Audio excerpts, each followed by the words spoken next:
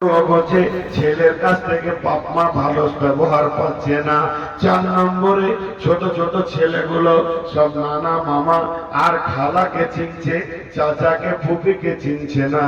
তাহলে এক একটা ফ্যামিলিতে এই যে 4টা রোগ ঢুকেছে, তার কারণ কি? বড় বড় দার্শনিকরা বলছেন তার কারণ হলো বিয়েতে পণ। এই পণটা এমন একটা সুগারের মতো রোগ, যে ফ্যামিলিতে পণ ঢুকে গেছে সেই ফ্যামিলিতে 4টা অশান্তি ঢুকে গেছে। এখানে 500 লোক বসে আছেন, যে শরীরে আপনার কিনা সুগার ঢুকে যাবে ওই শরীরে 4খানা অশান্তি ঢুকে যাবে, আর যে শরীরে সুগার নাই সেই শরীরে কোনো অশান্তি নাই। তেমনি পণ এমন একটা জিনিস, যে শরীরে পণ ঢুকে যাবে ওই শরীরটা এমন, যে ঘরে পণ ঢুকে যাবে, যে দাম্পত্য জীবনে পণ ঢুকে যাবে ওই সংসারটা ওই রকমই 4খানা কষ্ট পাবি।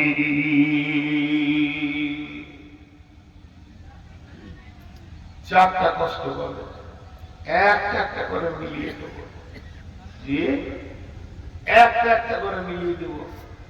একটা রূপক কথা বলবো, রূপক কথা। এটা হাদিস কোরআন নয়, ইতিহাস নয়, উপন্যাস নয়, রূপক কথা।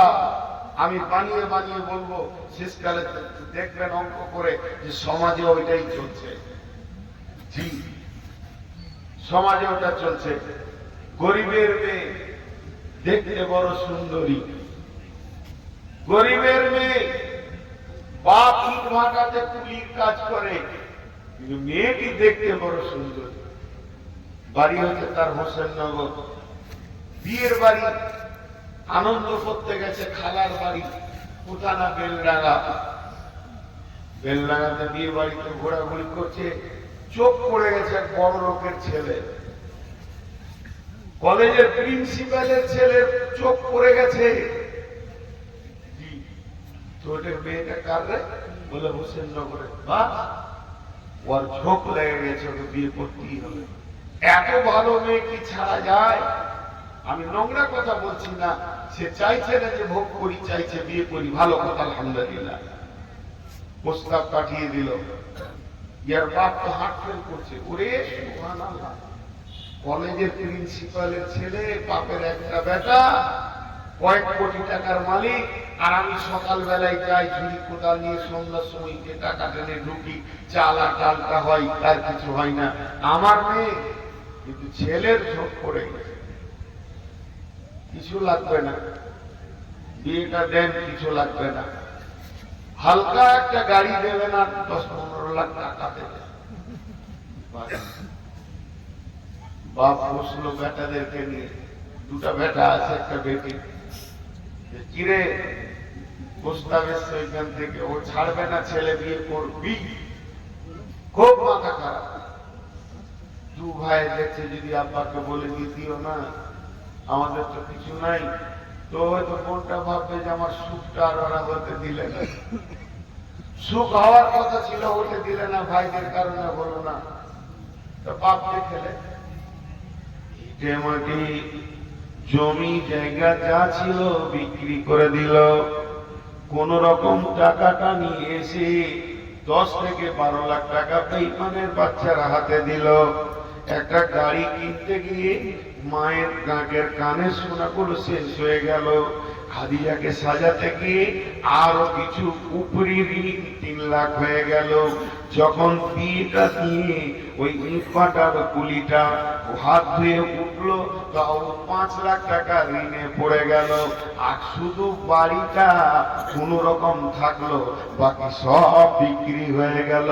2 ভাই দেখলো আমাদের আর বউ এনে থাকার জায়গা নাই, তার থেকে চেন্নাই চলে যায়। ওরা দুজন চেন্নাই চলে গেল, কেরল চলে গেল। ঘর তো ফাঁকা। এখন খাদিজা শ্বশুর বাড়ি যাওয়া আসা করে, বড় সুখের সংসার। বন্ধুরা আমার, ওই বেঈমান ছেলে সব লুটে নিয়ে চলে গেছে।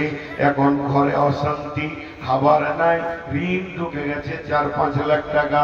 কি করে শোধ হবে? তারা কেরলে চেন্নাই খাটে, বাপকে টাকা দেয়, আর বাপ ইট ভাটাতে কাজ করে। ধীরে ধীরে ধীরে ধীরে ঋণ শোধ হয়। এই করতে করতে রোজা চলে আসলো।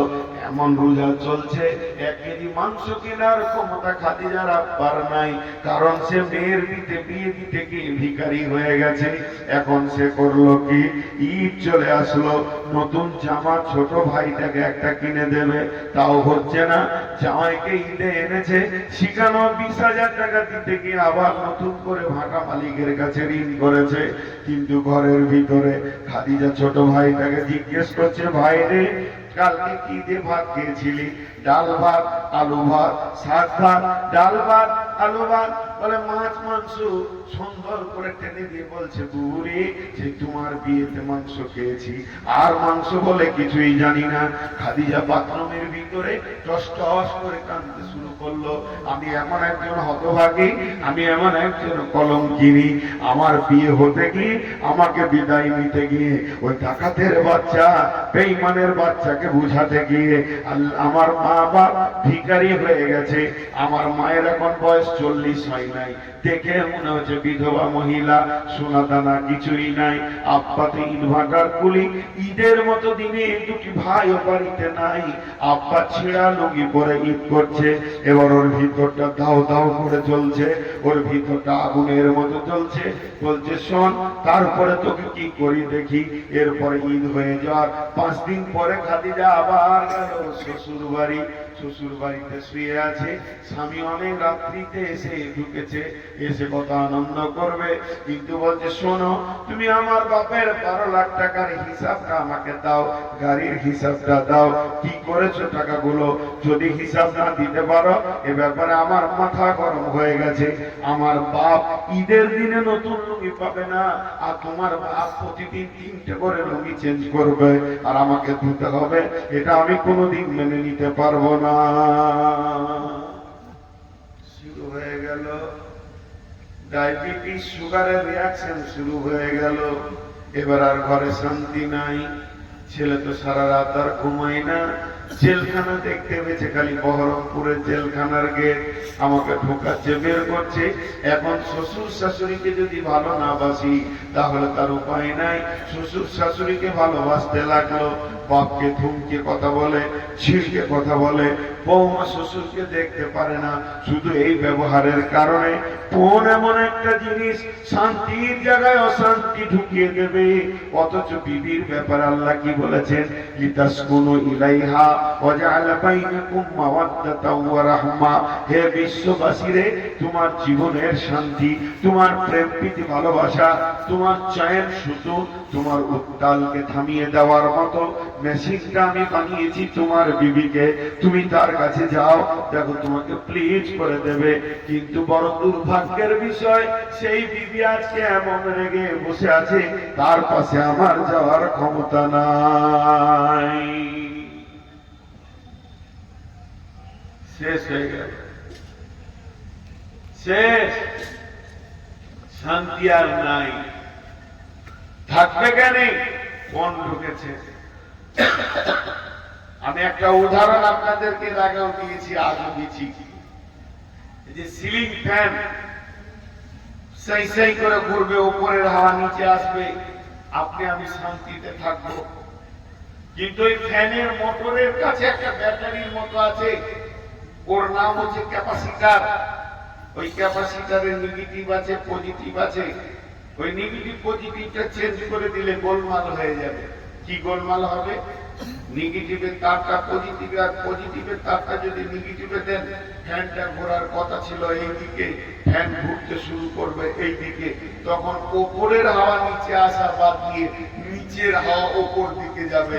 লুঙ্গিটা না ধরলে সব বিস্তৃতি হয়ে যাবে। আল্লাহ তাবারক ওয়া তাআলা বিবির ভিতরে শান্তি করে রেখেছে। তো বিবিটাকে ফ্যানই মনে করেন, তোকে কোন মহারানা দিয়ে আনতে হবে, আর ওর পেছনে মাল খরচা করতে হবে, গোটা ঘর শান্তিতে বাস করবে। আর যখন উল্টা করে আপনি আমি বলবো আল্লাহকে, আল্লাহ বলছে দেখ এর ভিতরে শান্তির ভান্ডার আছে, তোরা নিয়ে যা, কিন্তু পয়সা খরচা কর। আর মহারানাদের রসুল বলছে আমরা সবাই বড় বিজ্ঞানী নিয়ে আল্লাহ কা রসুলকে বলছি আপনাদের কথা এখন থাক, এই যুগে ওলার মানা যাবে না, আমরা ক্যাপাসিটারে তার আলাদা করে লাগাবো, বিজ্ঞানীর কথা শুনবো না, যে বিজ্ঞানী ফ্যান তৈরি করেছে তার কথা না শুনে কোন দিব, বউ আনবো। আল্লাহ বলছে লুঙ্গি সামলাবি যা, তোর বংশকে জেলে ভরবে।